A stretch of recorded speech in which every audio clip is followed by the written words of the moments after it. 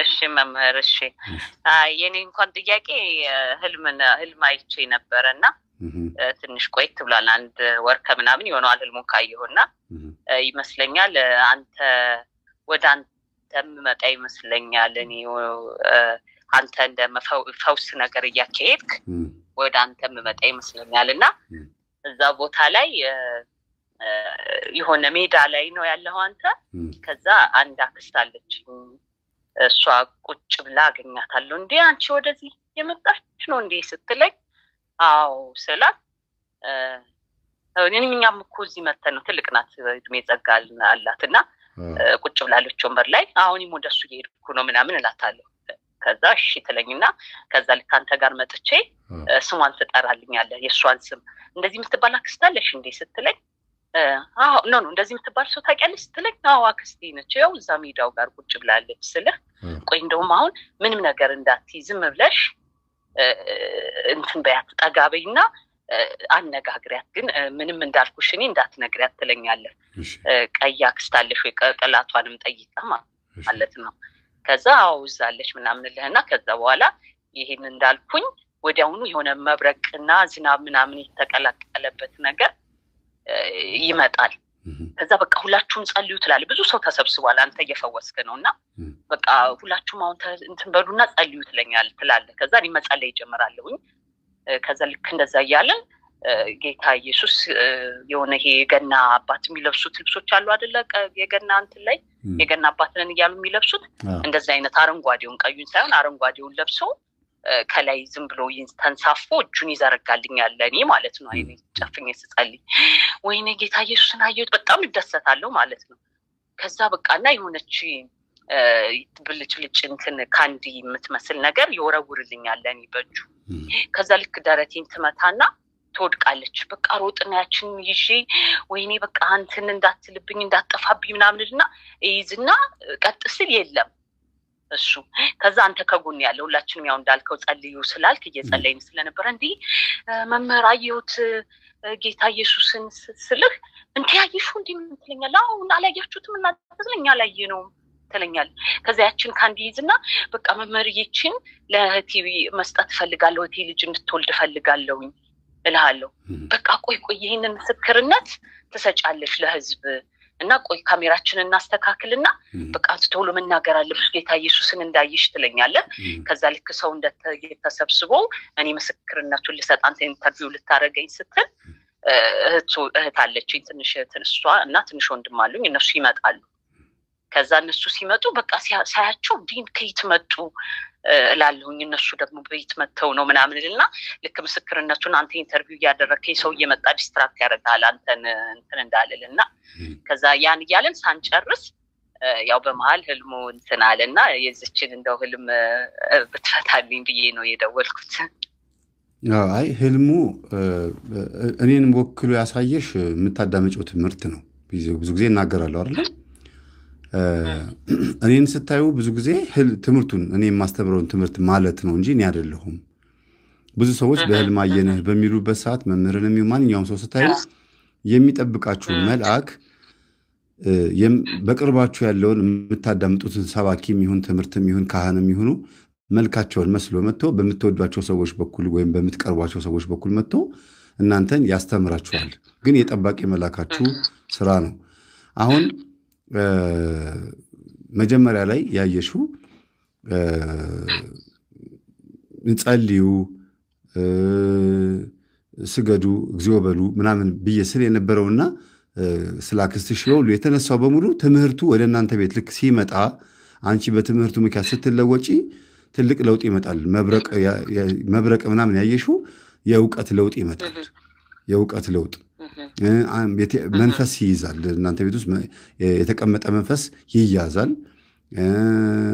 እግዚአብሔርም ወይም ክርስቶስም ካንቺ ጋራ በስጋና ደሙ በኩል ነገ ከነገወዲያ ስጋው ደሙ እንደምትቀበይ አሁን እየተቀበልሽም ከሆነ እግዚአብሔር ጸሎትሽ እንደሚሰማ ያቺ ደሙ የወረወረልሽ ደሙ እንቁም ምንድነሽ ካንዲን ያልሻት የሷ ደሙ የወረወረልሽ ደሙ ራእይ ዮሐንስ መጨረሻው ምዕራፍ ላይ እንደተናገረው ለምወደው ይሄንን እንቁ ወይም ይሄንን እሰጠዋለሁ የሚያበራ ነጭ ልብስ ወይም የሚያበራ እንቁን እሰጠዋለሁ ብሎ እንዳለ ክርስቶስ በዛ መስመር ብትሄጂ እንደምታገኙ ብትጸልይ ብትሰግጂ ከእግዚአብሔር ጋር እንደምትታረቂና ነገሮች እንደሚገለጡልሽ ማሳያ ነው እና እግዚአብሔርን ያየሽው ክርስቶስም ሲመጣ ያየሽው ወደ እናንተ ቤት በምህረት እንደሚመጣ ግን መበርታት እንዳለብሽ ማሳያ ነው።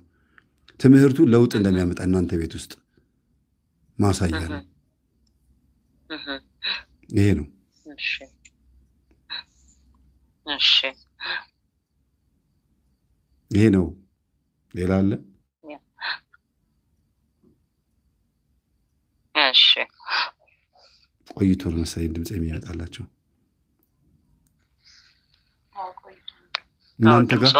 እናንተ ጋር ቴፕ ከፍታችኋል ማለት ነው። የሆነ የከፈታችሁት ነገር ስላለ እኮ ነው የሚመጣው ቆይቶ።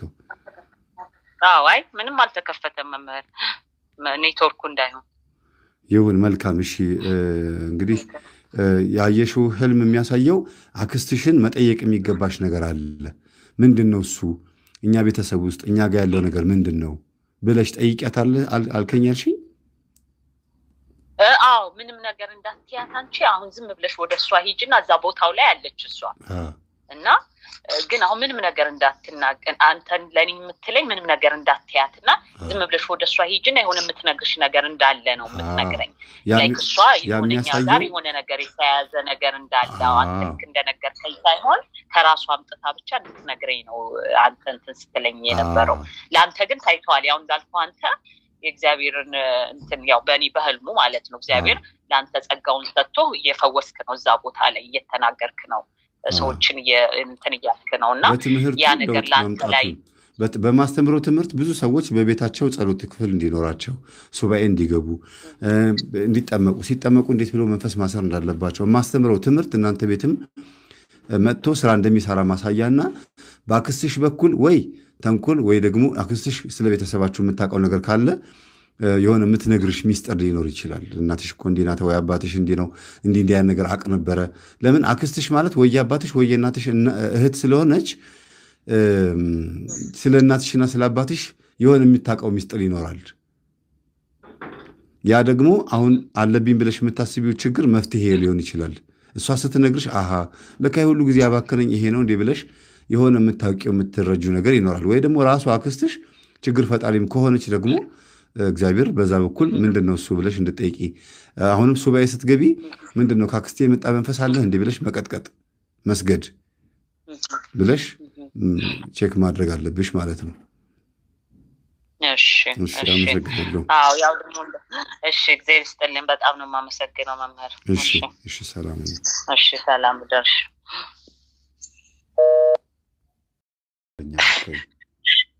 አዎ እኔ አሁን ስዊድን ነው የምኖረውና ብዙ መንፈስ ይታገለኛል። ያንተና የመምህር ግርማ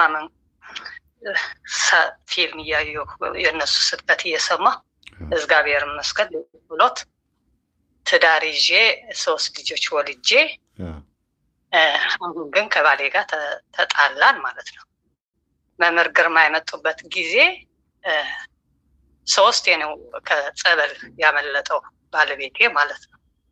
እና በጣም ጸልያለሁ። በቃ አይወዳቸውም መምህር ግርማ እና እዛ ጠበሉ እንዲጠመቅ ብዬ እነሱ መስቀል እንዲሳለም ብዬ ስንት እጥር ነበር። በጣም አልኮል ይጠጣል። እሱ ትቶት ነበር። ከዛ ሁለተኛ ልጅ ስወልድ ተመልሶ ሊጠጣ ጀመረ ማለት ነው። ከዛ ልጄን ከጠጥቶ መጥቶ ልጄ አወደቃትና ፖሊስ ጠርቶ ነው አስወጥቶኝ ከነ ልጆቼ የተለያየ ነው ማለት ነው። እኔ ግን መንፈስ መሆኑ ስለሚገባኝ ምንም እንትናል በጣም እታገለዋለሁ። በዚህም ደስተኛ ነኝ። እንኳን መውጣት መሆኑ ደስ ብሎኛል። በዚህ ሀገር ብዙ ሚስቶቻቸው እየገደሉ ነው ያሉ በአሁኑ ሰዓት እና ሰሞኑን እንደዛ ነገር እየሰማሁኝ ነው። ምንድነው? አዎ በቃ መንፈሱ ነው እንዴ ባል መንፈሱ ሳይነቃበት ሚስት ስትነቃበት ነው እንጂ እዚህ የምትወጣው። ባል ሚስት ሆነ ወደ መንፈሱ ካልነቃህበት በቃ ሞት ነው፣ ወደ ሞት ነው የምትደርሰው።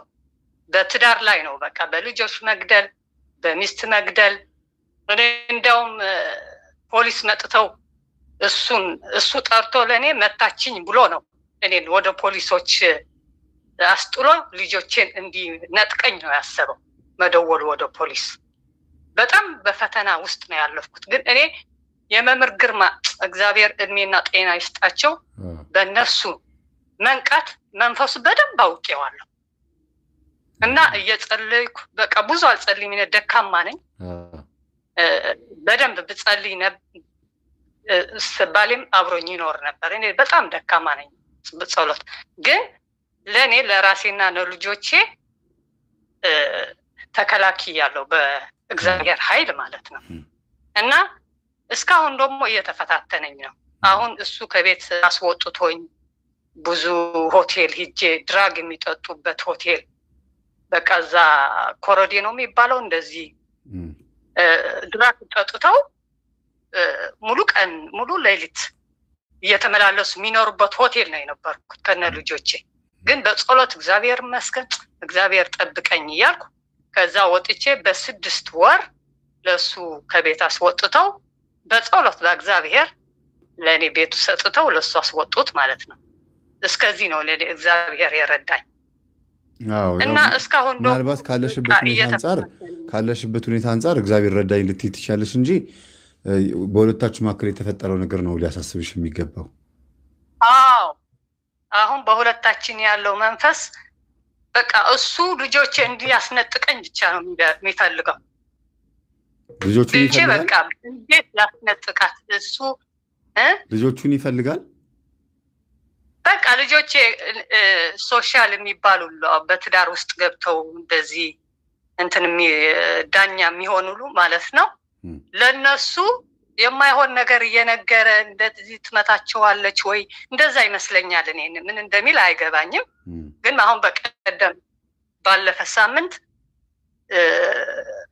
ኢንተርቪው አለ ብሎ ልጅን ብቻቸው ቤት ዘግተው ይጠይቋቸው አሁን እኔ ልጆቼን አልመታም እግዚአብሔር ይመስገን ግን እጮሃለሁ አንዳንዴ ሲያናድዱኝ ካለሁበት አንፃር ማለት ነው እዚህ ሀገር ስትረስ ስላለ በጣም ትናደዳለህ ቁጡ ነው የምትሆነው እና ከመጮህ አልፌ ግን አልመታቸው መታችን ቢሉ ወዲያው ነው የሚወስዱብህ ልጆችን ይነጥቁሃል እዚህ ሀገር በጣም በቃ አደገኛ ሀገር ነው መምህርዬ እና እግዚአብሔር ጸሎት አድርጌ ቅባ ቅዱስ ለቀብቻቸው የመምህር ግርማ ሲመጡ በ2017 ቅባ ቅዱስ የመምህር ግርማ እየጨመርኩ በዛ ነው እስካሁን ያለው እግዚአብሔር ይመስገን እና አልተናገሩም ግን አሁን አለ እንደዚህ ነው አርግስቲ አሁን ያለሽበት ሁኔታ እንዳለ ሆኖ ምንድነው የደወልሽበትን ዋናውን ጥያቄ ንገሪኝ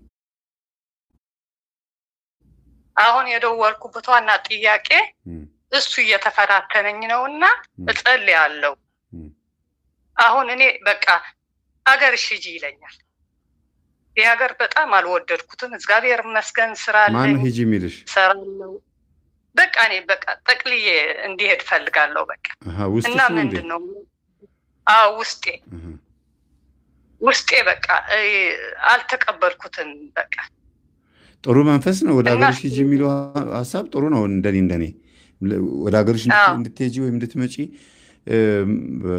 በማሰብሽ ይሄ ሀገርኛ ስሜት ተሰምቶኝ ሳይሆን አንዳንድ ጊዜ የነጮቹ የራሳቸው የነዛ ያላችሁበት ሀገር መንፈስ አይፈልግሽም ሂጂልኝ እያለ ነው ሂጂ ሲልሽ እኮ አልፈልግም ሂጂልኝ እያለም ሊሆን ይችላል በሌላ በኩል ደግሞ ምናልባት ሂጂ የሚለኝ ማን ነው ባለቤቴ ላይ ያለው መንፈስ እንድንፋታ በሀገር ርቀት ተለያይተን ለአንዴና ለመጨረሻ ጊዜ ተለያይተን እንድንቀር የሚፈልግ መንፈስ አለ ወይ እኔ ወደ ሀገሬ ስመጣ እሱ ሌላ ሚስት አግብቶ ሊኖር ፈልጎ ነው ወይ ይሄ ሐሳብ የሱ ሐሳብ ነው ወይ ከሱ የመጣ መንፈስ እኔ ጋር መጥቶ እንደዚህ ያሾከሾከ ነው ወይ የሚለው ነገር ቼክ ማድረግ አለብሽ ኦኬ አሁን ባለፈ ሳምንት ሱባኤ ይዤ ያን ትምህርት ሱባኤ ምን ማድረግ አለብኝ ብዬ ሰምቼ ማለት ነው ስራ መቅረት አልቻልኩም አንድ ቀን ቀርቼ ሙሉ ቀን ስጸልይ እንትን ውዬ 2 ቀን ግን ስራ ሄጄ ህልም አየሁ ህልሙ ደግሞ ወደ ሀገር ያሰብኩ ስለሆነ እንደው ምንድነው አላቀም ሀገር ቤት ሄጄ ሳንጣ ልብሶች የያዘ ሳንጣ ነበር፣ ጥቁር ሳንጣ ይጠፋብኛል። በሞባይል ደግሞ ልክ እንደዚህ ከሰው ጋር እንደማወራ አይነት ሆኖ ቪዲዮ ላይፍ ገብቼ ፀጉሬ በደንብ ተሰርቶ የሚያምር ሆኖ በቃ በጣም ፊቴ ቀልቶ እዩኝ፣ በቃ አገር ነው አገሬን እዩት እንዴት እንደሚመስል እግዚአብሔር ይመስገን እያልኩ አወራለሁ። ከዛ እያወራሁ ሳንጣው ባዩ ሳንጣው የለም፣ ጠፋ። አዎ ሻንጣው ማለት ኩርፊያሽ ነው። ሻንጣው ማለት ተናደሽ ተበሳጭተሽ ከዛ ከነበርሽበት አሁን ካለሽበት ሀገር ወደ ሀገርሽ ይዘሽ ልትመጪ ያሰብሽው ልብሽ ውስጥ ያለው ቂምና ንዴት፣ ኩርፊያ እሱ ነው ሻንጣሽ። ሻንጣው በልብሽ ይሄ በቃ አሁን ያለው ወደ ሀገሬ ልግባ የሚለው ሀሳብሽን የያዝሽበት ልቦናሽ ማለት ነው ሻንጣው። እሱ ወደዛ ሀገር ስትሄጂ ይጠፋል። ወይ ደግሞ ይጠፋል ማለት ደግሞ መያዣም ጫፍም የለውም። ምክንያቱም ታጨዋለሽ። እዚህ ስትመጪ እንዲህ እኮ ማድረግ ይችል ነበረ ምናምን ብለሽ በመጥፋቱ ምክንያት ይገርምሻል። አንዱ ያ ነው። ሌላው ፀጉርሽ ደግሞ ቆንጆ ሆኖ መታየቱ ምንም ሰው ሀገር ብንሆንም ሰው ነጮች ፈረንጆች እንደፈለጉ የሚያሰቃዩን ብንሆንም በሀገራችን ግን ሁላችንም ያምርብናል እና ፀጉርሽ ቆንጆ ሆኖ ያምርብኛል እዩኝ እያልሽ መታየትሽ ጥሩ ነው። ክብር ነው። ፀጉር ክብር ነው፣ ወግ ማዕረግ ነው እና ሻንጣው መጥፋቱ ያለብሽ ቂም ነገሮች በሙሉ እንዳለ አንቺ ይሄ ይዘሽው የመጣሽው ወደ ሀገርሽ ይዘሽ የምትመጪው ልቦናሽ እሱን ነው የሚያሳየው። ምናልባት እንግዲህ አላቅም እዚህ ከመጣሽ በኋላ ተጸጽተሽ ወደ ጥሩ ልቦና ይዘሽ ጸበል ተጠምቀሽ እግዚአብሔር ረድቶሽ ከዛ ባለቤትሽ ደግሞ የተከትሎሽ ይምጣ ይሁን ወይ ደግሞ ተመልሰሽ የምትመለሽበት አጋጣሚ ተደዋውላችሁ ታርቃችሁ የምትመለሽ ይሁን አይታወቅም። ግን ከአንቺ የሚጠበቀው ምንድን ነው? ከባለቤትሽ ጋር ችግሩን ለመፍታት የምትችሉበት አንድ የሆነ መፍትሄ ካለ እሷን ነገር ጨርሰሽ አስመምጣት አለብሽ። ቆይ እስቲ በዚህ ጉዳይ ላይ ላውራውና ለአንዴና ለመጨረሻ ጊዜ ከዚህ ሰው ጋር እናውራ ብለሽ የምትይው ከሌለ ደግሞ እግዚአብሔርን ማማከር ማናገር፣ በቅዱሳን መላእክት በኩል እንዲያናግርሽ መጸለይ። ምንድን ነው የምትጸልዩ መሰለሽ? ስንት ልጅ አለሽ? ለምሳሌ አሁን ከሱ የወለድኩት 2 ነው። በፊት የወለድኩት ኤርትራ ያለው ደግሞ አንድ ወንድ አለኝ። አሁን ከ2019 ነው የመጣው። 3 ልጅ ማለት ነው። አሁን አብረን እየኖርን ያለን እግዚአብሔር ይመስገን። ስንት ዓመቱ ነው አሁን የመጨረሻ ልጅሽ? የመጨረሻ ልጅ ሴት ናት። 6 ዓመት ሆኗታል። 6 ዓመት። አሁን እንግዲህ እነዚህ ልጆች አንቺ እጅ ላይ ነው ያሉት። ገና አላደጉም፣ ትልልቆች አልሆኑም። ስለዚህ ብቻሽን አይደለሽም። ልጆቹን አልሰጥም ይወስድብኛል ብለሽ ማሰብሽ አንድ ነገር ነው። ግን አልሰጥም ብለሽ ካሰብሽ ደግሞ ልጆችሽን ለማሳደግ ቁርጥ ውሳኔ መወሰን አለብሽ።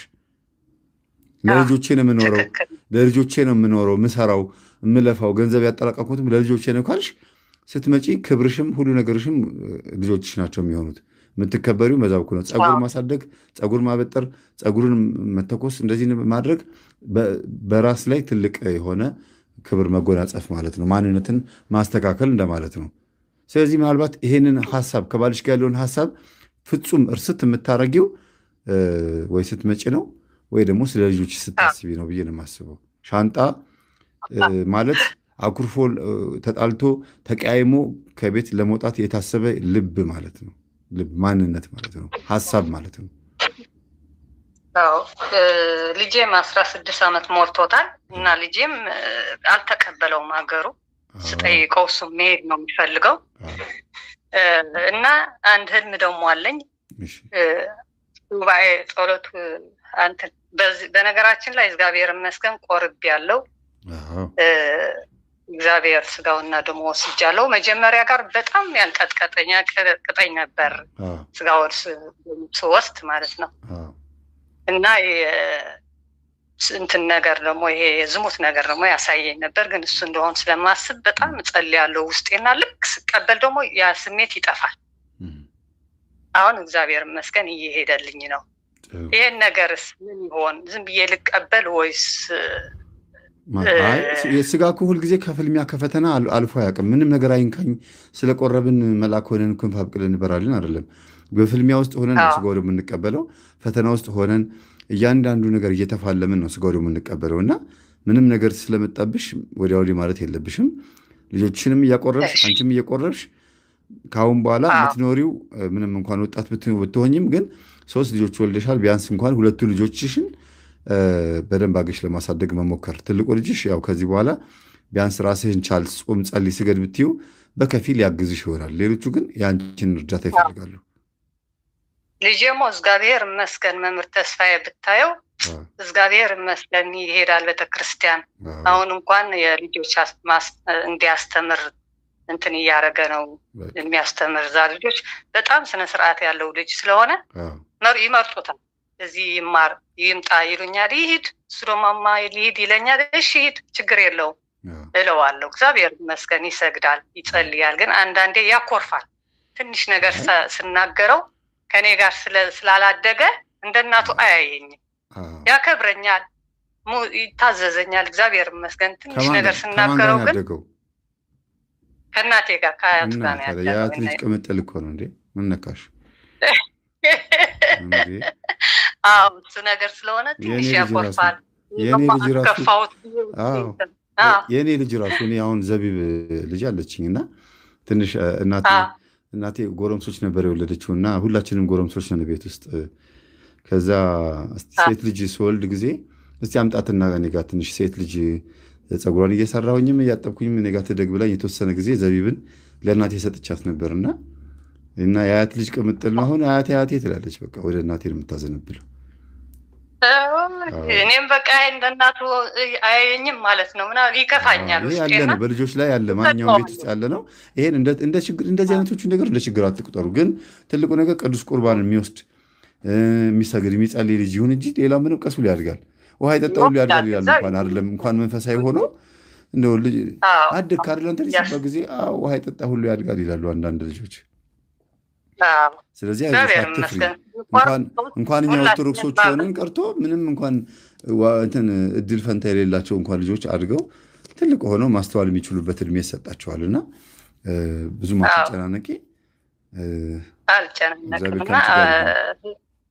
አሜን አሜን። እና ህልሙ ደግሞ በስክሪን ማቃት እንትን ናት፣ አርቲስት ናት እና ሁሌ በህልሜ ትመጣኛለች። በጣም ቆንጆ ናት እና ሱባኤው ልክ ስጨርስ የሆነ ቤት ሆኖ ይሰማኛል።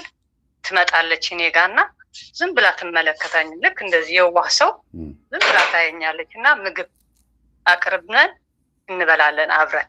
ግን ምንም አትናገረኝም። ምግብ እንበላለን አንድ ላይ ሆነ።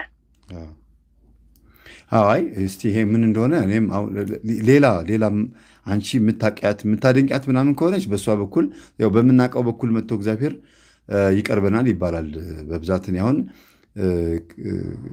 የቅዱስ ገብርኤልን ዝክር የሚያዘክር ሰው ወይም የቅዱስ ሩፋኤልን ዝክር የሚያዘክር ሰው ከሆነ የማውቀው ሰው ከሆነ እግዚአብሔር በዛ ሰው ላይ አድሮ መጥቶ የሆነ ነገር ልክ እንደ እግዚአብሔር ሆኖ ሊያወራኝ ይሞክራልና እኔም እረዳዋለሁ። ከዛ አንጻር አርቲስቷን ከምን አንጻር እንደምታያት ቼክ አድርጊና ነገሩን ቀለል አድርገሽ ለፊው ችግር የለውም። አብራሽ መምጣቷ እንትን ማለቷ በአደባባይ በነገራችን ላይ እኔ የማርያም እንደዚህ ኤርትራው ሁሉም ሰው የሚያውቀው በአደባባይ ልክ አርቲስቷ ታዋቂ እንደሆነች ሁሉም ሰው የሚያውቀው እንጀራ ይሰጥሻል ብዬ አስባለሁ። እግዚአብሔር ልክ እንደ ስሟ ማለት ነው። እግዚአብሔር ይመስገን። እኔም ራሴ የምፈታው ልክ እንደዚህ ማርያም ንግደት ይባላል ኤርትራ ውስጥ ሰው መጣል ማርያም ሲሆን የህዳር ማርያም አለ አይደል? ህዳር ሲሆን አረጋለሁ እዚህ ሳይቀር በቃ ምግብ ሰርቼ ምናምን ከሰው ጋር እንውላለንና መቤቴ ናት ብዬ ነው ማስበው ነው ስፈታው ማለት ነው። አይ እኔ እንደዛ ብዬ መፍታት አልፈልግም። እንደዛ ብዬ መፍታት አቅቶኝ አይደለም እኮ ስንት በህፃናትም በተለያዩ ነገሮች መምጣት ስትችል በአርቲስት መምጣቷ እኔ ብዙም አልታየኝም። ለምሳሌ እሷ እኮ ዘፋኝ ምናምን አይደለችም፣ እንደዚህ ድራማ ነው የምትሰራው እንጂ ባለቤቷ ነው አርቲስት። እሷ እንትን አይደለችም። በነገራችን ላይ ደህና እግዚአብሔር ጥሩ ያርግልን ብቻ እንዳልከው ይሁንልኝ። አይ እንትን ምናልባት ታዋቂ ስለሆነች ልክ እንደዚሁ አንቺ በእሷ መስመር ውስጥ ሆነሽ ባሏ ታዋቂ ከሆነ አርቲስት ከሆነ ልክ እንደሷ አይነት ኑሮ ወይም ዓለም የሚያውቀው በሁሉም ዘንድ የታወቀ የሆነ ነገር እንጀራ ይሰጥሻል። ማንም የሚያውቀው እንጀራ ይሰጥሻል ማለት ይመስለኛል። አብራሽ ከበላችሁ ቤት ከመጣች ማለት ነው። እሺ መምህር፣ አንድ ደግሞ ምክር ፈልጋለሁና ብር አልይዝም። ግን እግዚአብሔር ይመስገን ቤተሰቦቼ በጣም ነው የምረዳው። እኔ ነኝ ቤተሰቦቼ የምረዳው እና ብር አልይዝም። የሆነች እህቴም አለች የታመመች።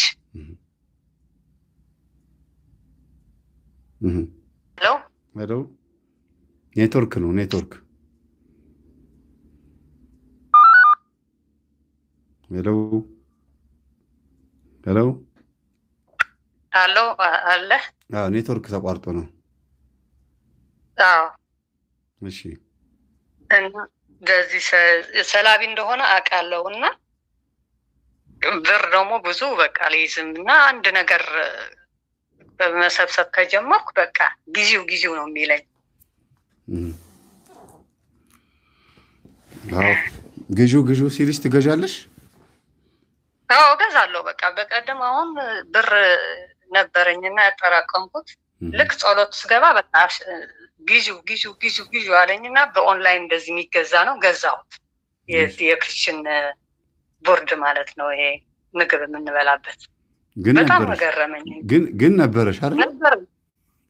አዎ ብዙ ጊዜ ያለንን ዕቃ ድጋሚ ምንገዛ ከሆነ ያንን ሐሳብ ያመጣ ነው እኛ አይደለንም። ወይኔ ሲያምር ምናምን ብለን በቡቲክ በር ላይ ወይም በአንዳንድ ዕቃ መሸጫዎች ሆቴልም ሊሆን ይችላል። አሁን ጾም ሊፈታ ነው እንግዲህ በየበሩ ላይ በየአንዳንድ ትልልቅ ሬስቶራንቶች ላይ አጥንት ቅልጥም ምናምን ያነዳሉ። ስጋውን ከርቀት ያሸቱታል። ህዝቡን እየገባ ዝም ብሎ ገንዘቡ መከስከስ ነው በቃ። አንፕሮግራምድ የሆነ ህይወት መኖር ሳይፈልጉ ገብቶ ተመግቦ ጠጥቶ ሰክሮ መግባት፣ ገንዘብን ማባከን፣ በተለይ ከመጠጥ ጋር በተገናኘ አላስፈላጊውን ወጪዎችን ማውጣት። ከላይ በድራፍቱን ያስገባል፣ ከስር ሽንት ቤት ሄዶ ሸንቶ ይመጣል። ከላይ ያስገባል፣ ከስር ይሸናል። ዝም ብሎ ትቦ ሆኖ ግን ገንዘቡን ጨርሶ ነው የሚመጣው። በቃ ዝም ብሎ ኦንላይን ተርኒንግ ፖይንቱ ገንዘብ ማውጣቱ ላይ ነው እንጂ ከላይ ያስገባል። ከዛ ሆዱ ላይ የተወሰነ ደቂቃ ይቆይለታል። ሽንት ቤት ሄዶ ሸንቶ ይመጣል። 6 ሰዓት 5 ሰዓት ወደ ቤቱ ይገባል። ነገም እንደዚሁ፣ ከነገ ወዲያም እንደዚሁ። ይሄ ምንድነው? አሁን ብዙ ሰው መዝናናት መጫወት የሚመስለው ግን ሰላቢ ነው። ብኩን መንፈስ ነው። ህይወቱንም ያበላሸዋል፣ ከሰው ያጣለዋል፣ ገንዘቡን ያባክናል፣ ጊዜውን ያባክናል፣ ሃይማኖቱን ያባክናል። በቃ ብዙ ነገር ነው የሚያጣውና ከዛ አንጻር ስታዩ ያንቺ ደግሞ ስልቱን ቀየር አድርጎ ዕቃ መግዛት የሆነ ያምርብኛል ብለሽ ትገዢውና እኮ አትጠቀሚበት። ወይ ይሰበራል ወይ ደግሞ ዝም ብሎ ታሽጎ ቁጭ ይላል። በቃ ዝም ብዬ ነው የምገዛው። ልብስ አትበል ኦንላይን የሚባል አለ። አንድ ነገር ካሰብኩት ብቻ ፌስቡክ ከከፈት በፌስቡክ ይመጣል። በቃ ይሄ ኦንላይን የሚባለው ግብይት ደግሞ በጣም ብዙ ሰዎችን አሁን ብኩን አድርጓል። በቃ ሞባይል ባንኪንግ የሚባል ነገር መጥቷል። በቃ ሰውን ዜሮ ነው ያደረገው። ዜሮ ዘመናዊ ሆኗል ማለት ነው። ሰላቢው ዘመናዊ መንፈስ ሆኗል ነው። ስለዚህ ምን ታደርጊያለሽ? ስልክሽን ከጠረጴዛ ላይ ከቻርጀር ላይ ስትነቂ ብድግ ስታደርጊ በስላሴ ስም በስመ አብ ወወልድ ወመንፈስ ቅዱስ ብለሽ እፍ ብለሽ አቡነ ዘበሰማያት ደግመሽ ጠዋት መያዝ፣ ማታ ደግሞ አስቀምጠሽው ጠዋት ደግሞ ልክ እንደዚሁ በስመ አብ ብሎ ስልኩን መግዛት የማልፈልገውን ማድረግ የማልፈልገውን ማናገር የማልፈልገውን መንካት የማልፈልገውንና መመልከት የማልፈልገው ማንኛውም ቪዲዮ ማየት አልፈልግም። በቃ እንዳታሳየኝ፣ ታስራሃል፣ በስላሴ ስም ገፋፍተህ ምንም ነገር እንዳታረግ ብለሽ ማዘዝ ስልጣኑ አለ። ለምን እምነት ካላችሁ ማንኛውም ነገር አድርጉ ይሆንላችኋል ብሎ ተናግሯል ማርቆስ ላይ። ስለዚህ ይሄን ሞክሪ አድርጊ። እግዚአብሔር ካንቺ ጋር ይሁን። ጥያቄ አለ? እሺ እሺ። እህት አለችኝ እንደዚህ በመንፈስ የተያዘች ናት። ጭንቀት አላትና ሁሌ ጸልይላታለሁና አሁን ህልም አየሁ በሷ ዙሪያ 5 ልጆች ትወልዳለች በአንድ ላይ 5 ልጆች ትወልድና ትጠፋለች። እሺ። ከዛ ስናጣት ልጆቹ በጣም ያለቅሳሉ እና ትልቅ እህት ያለች አንቺ አጥቦያቸው ብላታለሁና ዴኔ እንዴት አድርጌ ነው ማጠባቸው ከየት ሲመጣልኛል ትለኛለች። እና ሳናገኛት ከህልሜ ባነንኩ ማለት ነው። እህትሽ ሃይማኖተኛ ነበረች ድሮ? መንፈሳዊ ነክ ነገሮችን ትከታተል ነበረ? አዎ እንደዛ ትከታተላለች። እኮ 5 ልጆች ማለት እኮ 5ቱን አዕማደ ምስጢር የእግዚአብሔርን ቃላቶች ታቅ ነበረ፣ ብዙ ነገሮችን ትረዳ ታቅ ነበረ። ከእግዚአብሔር ግን አምፃ የወጣችበት የጠፋችበት የሆነ ጊዜ አለ ማለት ነው። እና በዛ ምክንያት ይሆናል አሁን ታማሚ የሆነችው ጭንቀት መንፈስ የመጣባት ሆን ብላ ባጠፋችው ጥፋት ይሆናል ብዬ አስባለሁ። እንደኔ አጥቢያቸው ያለቅሳሉ ማለት የእግዚአብሔር መንፈስ አሁንም ሁልጊዜ ከእሷ ጋር አለ፣ ሁልጊዜ አእምሯ ውስጥ ሆኖ ይጮህባታል። እነዛ ልጆች የወለደቻቸው ልጆች ማለት ሐሳቧ ናቸው። ልጅ መውለድ በህልም ሐሳብ ነው።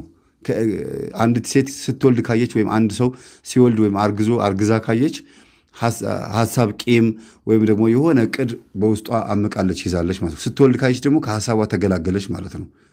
እነዛ ደግሞ የሚያለቅሱ ከሆነ ደግሞ ወልዳ ከጠፋች ደግሞ እነዛ ልጆች ምናልባት ወልዳ መጥፋቷ የሚጠቅሙ ሐሳቦች ሃይማኖቷን፣ ዕውቀቷን፣ ማንነቷን ከፍ ከፍ የሚያደርጉ እግዚአብሔር ለእሷ የሰጣት ጸጋም ወይም ደግሞ ትምህርት ሊሆን ይችላል። ንቃ እግዚአብሔርን የሆነ መሳደብ ሊሆን ይችላል፣ መተው ሊሆን ይችላል፣ ቸል ማለት፣ ማጥፋት። አንዳንድ ጊዜ በድፍረት የምንሰራቸው ኃጢአቶች ይኖራሉና ጭንቀቷ የመጣባት ከምን እንደሆነ ቼክ አድርጉ። ኦኬ። አዎ እኔ እኮ አሁን የኔ አባት በቡዳ ተበልቶ ስለሞተ ከሱ የመጣ ይመስለኛል። የአንተ ትምህርት ልክ ሰማለሁ በደንብ የገጠመኝ ምናምን ስለምሰማ ራሴ እንደዛ እላለሁ ማለት ነው። አባቴ በቡዳ ነው በ2 ወር ታሞ የሞተውና እንደዛ ይመስለኛል። እና መምህር ግርማውን ሄደው አዲስ አበባ አልተናላለም ሄደው ነበር። አዲስ አበባ እህቶቼ ይዟቸዋት ሂዱ ብያቸው ልክ እንትን ሆነች። እዛ ስትሄድ በቃ ጤነኛ ሆነች እና ብቻ ተጠንቆ ነው የመጡና አልተለፋለፈም።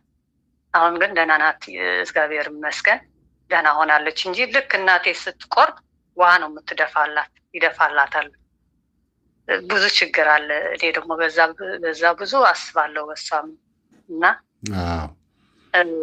ስለዚህ ይኖራል ከእሷ ጋር እንዲሆነ የድፍረት መንፈስ ይኖራል ብዬ አስባለሁ። ጭንቀት የሆነባት ግን እሷና እግዚአብሔር ብቻ የሚያውቁት አንድ የሆነ ጥፋት ይኖራል ብዬ አስባለሁ። ኦኬ። አዎ በውትድርና የነበረችበት ጊዜ የሆነ ክታብ አስረውባት መጥታ ነበረ ወደ ቤት። በቃ እኮ ሆን ብላ እግዚአብሔርን ከርታ። አሁን እኮ 5ቱ ልጆች ማለት 5ቱ አዕማደ ምስጢር ወይም ደግሞ የሃይማኖቷ ትልቅ መሰረታዊ የሆኑ ትልቅ ነገሮችን ከርታ እንግዲህ ደብተራ ክታብ ማሰርማት ከደብተራ ጋር መስማማት ማለት ነው። በቃ ስለዚህ እግዚአብሔርን የከዳችበት የሆነ ጊዜ አለ። ሆን ብላ ደፍራ ያደረገችው ነገር ይኖራል። ከእግዚአብሔር ጋር የተጣላችበት ጉዳይ ይኖራል ያልኩሽ ለዛ ነው። ስለዚህ ጠፍታ መቅረቷ ራሱ 5 ልጆቿን ትታ ጠፍታ መቅረቷ በራሱ አሁን ያለችበት ሁኔታ ነው። አሁን ልክ ሱባኤ ስጨርስ ደግሞ ህልም አየሁላትና የድሮ ቤታችን የነበርናበት ነበር፣ ካምፕ ነበር አስመራ ውስጥ እና እዛው ይመስለኛል እኔ ከጎረቤት ፊት ለፊት ነው፣ ይሄ በራፉ ፊት ለፊታችን ነው። ኮረዴ ከመሃል አለ። ትልቋ እህቴ እዛ ደጃፍ ሁና እሷን ትመለከታለች። እኔ ደግሞ እዛ የጎረቤት ቤት ደጃፍ ሁኜ እሷን እመለከታለሁ። እህቴ ደግሞ እየታመመችው ንስር እየለቀመች ዝም ብላ በቃ ቤቱ ደግሞ በጣም የሚያምር ቀለም ተቀብቶ ንስር ተደፍታ ብቻ ንስሩን